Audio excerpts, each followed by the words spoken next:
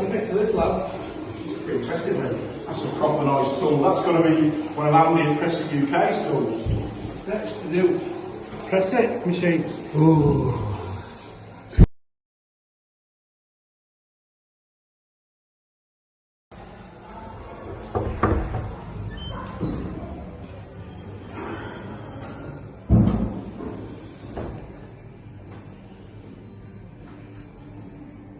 You couldn't give us a cue.